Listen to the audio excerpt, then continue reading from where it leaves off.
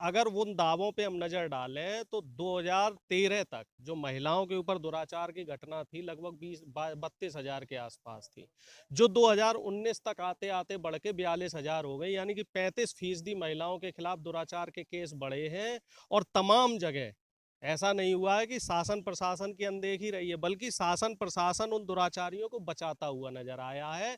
तो आम जनता ये समझ गई है कि इनकी कथनी और करनी में फर्क है। नमस्कार, आप देख रहे हैं बेबाक न्यूज इंडिया। इस वक्त मौजूद हूँ दिल्ली कांग्रेस कार्यालय में। हमारे साथ कांग्रेस नेता अरुणेश यादव जी मौजूद हैं। इनसे जानेंगे उत्तर प्रदेश के चुनाव के बारे में, चुनाव में क्या चल रहा है और 5 राज्य में चुनाव हो रहा है, उसकी स्थिति क्या है। कांग्रेस इस बार कैसा प्रदर्शन करने वाली है और क्या प्रदर्शन रहेगा कांग्रेस का।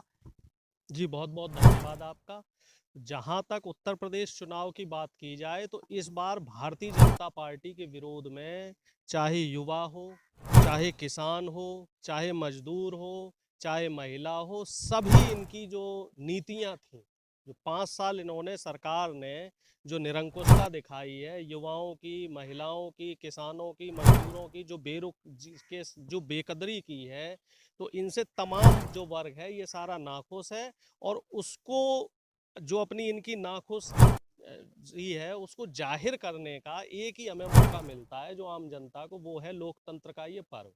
तो इस लोकतंत्र के पर्व में वोट की चोट देकर ये तमाम जो वर्ग हैं ये इस बार भारतीय जनता पार्टी को सत्ता से बेदखल करने जा रहे हैं। और कांग्रेस के रूप में, प्रियंका जी के रूप में एक बेहतर विकल्प जनता को दिखाई दे रहा है।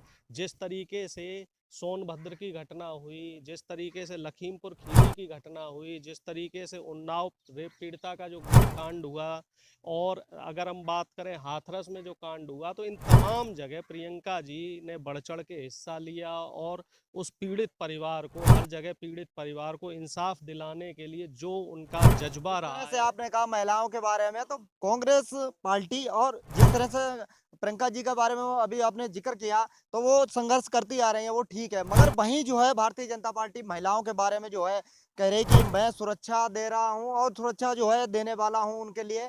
तो किस तरह के दावे लग रहे हैं आपको ये। भाई देखिए, 2014 में जब नरेंद्र मोदी जी प्रधानमंत्री बने तो उस समय उनका जो वादा दावा था और वादे थे कि हम महिला सुरक्षा पे काम करेंगे। और अगर उन दावों पे, ना तो इनको देश की महिलाओं से मतलब है, ना देश के युवाओं से मतलब है। और इस देश के लिए अब जनता भी इस चीज को समझ रही है कि अगर इस देश को कोई बेहतरी से चला सकता है, देश में महिलाओं की आवाज को कोई उठा सकता है, देश में किसानों की आवाज को कोई उठा सकता है, तो वो सिर्फ कांग्रेस पार्टी उठा सकती है।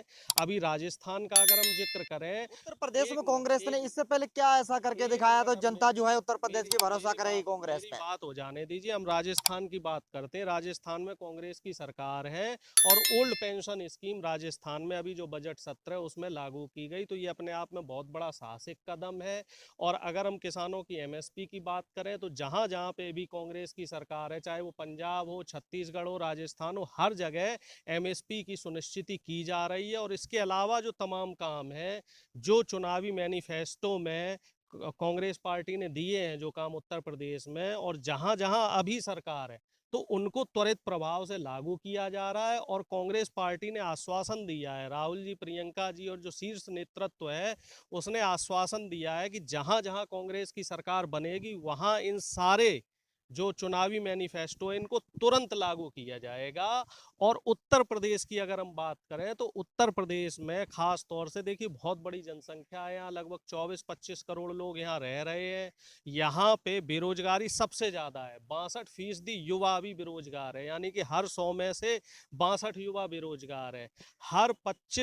हर दिन लगभग तकरीबन 25 आदमी यहाँ पे आर्थिक मंदी की वजह से आत्महत्या करता हुआ नजर आ रहा है। तो उत्तर प्रदेश की जो समस्या है, महंगाई की बात आप कर रहे हैं, तो महंगाई तो पंजाब में भी इसी तरह से हो रही है लगातार। वहां भी जो है जनता जो है चिल्ला रही महंगाई महंगाई, और चुनाव भी वहां पे करीब आ रहा। तो इस बार कैसा क्या लग रहा है, पंजाब में कैसा प्रदर्शन कांग्रेस करने वाली है। भाई देखिए, पंजाब के मुद्दे अलग हैं, पंजाब में महंगाई मुद्दा नहीं है, क्योंकि मुद्दा क्या है? मुद्दे देखिए, हर मुद्दे राज्य कैसे का अलग हैं? अगर हर सरकार तो वहां भी सुनिए, है ना कांग्रेस की। मेरी बात सुनिए। पंजाब में सबसे पहले एमएसपी देने का काम कांग्रेस ने किया। अगर डीजल पेट्रोल की बात की जाए तो सबसे पहले डीजल पेट्रोल की कीमतें वहां कम की गई, जिससे कि आम आदमी पे, गरीब आदमी पे कीमत है, महंगाई का कीमत बोझ, पता है आपको वहां की क्या है? कि गरीब आदमी पे महंगाई का बोझ ना पड़े। ठीक है। और इसके अलावा जो अकाली दल ने जो वहाँ पे नशाखोरी को बढ़ा रखा था, तो उसने काफ़ी हद तक उसमें कांग्रेस पार्टी ने उसमें लगाम लगाने की कोशिश की है। और इस बार पूरी सुनिश्चिति की जा रही है कि जो पंजाब, अरे पहले बात सरकार सुनेंगे, तो कांग्रेस की है बात ना, तो वहां पे बात अकाली तो दल की सुनेंगे, आप बात कर रहे बात हैं। सुनेंगे पहले, कि जो अकाली दल ने पिछली सरकार में जो गड़बड़ियां की थी, तो उन गड़बड़ियों को काफी हद तक, लगभग 80% तक उन चीजों को ठीक किया गया है। और जो थोड़ी बहुत जो गड़बड़ियां रह गई हैं, वो सारी इस बार जब सरकार बनेगी कांग्रेस की, क्योंकि जो जनता का माहौल दिख रहा है, जो वहाँ के किसानों का माहौल दिख रहा है, जो वहाँ के आम आदमी का जो मूड दिख रहा है, वो मूड यही है कि वो लोग चाहते हैं कि कांग्रेस को फिर से लाया जाए। क्योंकि किसान आंदोलन के दौरान जो दिल्ली में जो बॉर्डरों पे आंदोलन हुआ है, उसमें जितने भी किसान परिवारों की शहादत हुई, और जो लोग पंजाब से ताल्लुक रखते हैं, उन सभी लोगों को सबसे पहले अगर मुआवजा देने का काम हुआ है, तो वो चन्नी साहब ने किया है। उनके घर के एक सदस्य को सरकारी नौकरी देने का अगर काम हुआ है, तो वो कांग्रेस पार्टी ने किया है। जबकि हरियाणा और उत्तर प्रदेश में यहाँ भारतीय जनता पार्टी की सरकार है, यहाँ अभी तक किसी भी परिवार को मुआवजा नहीं दिया गया, और ना ही किसी के केस वापस हुए हैं। कांग्रेस पार्टी ने जितने किसानों पे केस थे पंजाब के, वो सारे केस वापस ले लिए हैं। और जो किसान शहीद हुए हैं, तो उनके लिए एक स्मारक बनाने की भी घोषणा की है। लेकिन भारतीय जनता पार्टी की कथनी और करनी में फर्क है। भारतीय जनता पार्टी जहां कहती हुई नजर आई थी कि एमएसपी लागू करेंगे, तो वो उन्होंने उत्तर प्रदेश के साथ तमाम देश राज्यों में जहां जहां इनकी सरकार है, कहीं भी एमएसपी का कानून बनाने का काम नहीं किया है। जबकि कांग्रेस ने हर जगह एमएसपी की सुनिश्चिति की है। तो जैसे कि आपने कहा है कि उत्तर प्रदेश में जो है, अगर कांग्रेस की कुछ सीटें आती हैं तो कांग्रेस किसके साथ जाना चाहेगी, या फिर कांग्रेस जो है सरकार किसके साथ बनाएगी? भाई देखिए, पहले तो ये समझ लीजिए, कांग्रेस पार्टी उत्तर प्रदेश में तकरीबन 30 साल से सत्ता से बाहर रही है। ठीक है। तो संगठन कंपैरेटिवली कमजोर था।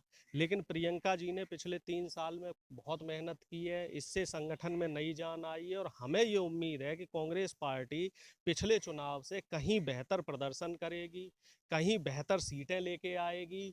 और रही बात किस पार्टी के साथ गठबंधन होगा, या किस पार्टी के साथ मिलके सरकार बनाएगी, या क्या स्थितियां रहेंगी, वो 10 तारीख के बाद जो शीर्ष नेता हैं वो लोग तय करेंगे। लेकिन एक चीज स्पष्ट है कि समान विचारधारा के लोगों के साथ ही तालमेल बनाया जाएगा, वो भी तब जब समान विचारधारा के लोग जो कांग्रेस के मुद्दे हैं, तो एक न्यूनतम जो मुद्दे हैं उन पे अगर सहमति बनेगी, तभी हमारा किसी पार्टी के साथ गठबंधन होगा।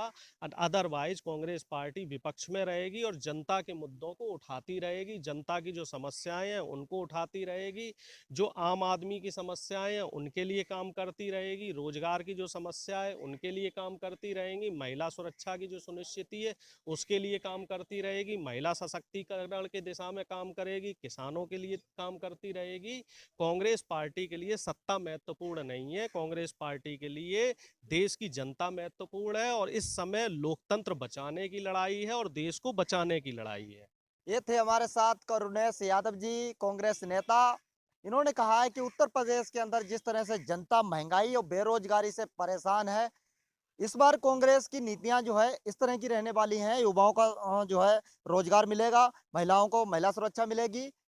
दिल्ली से इमरान खान, बेबाक न्यूज इंडिया।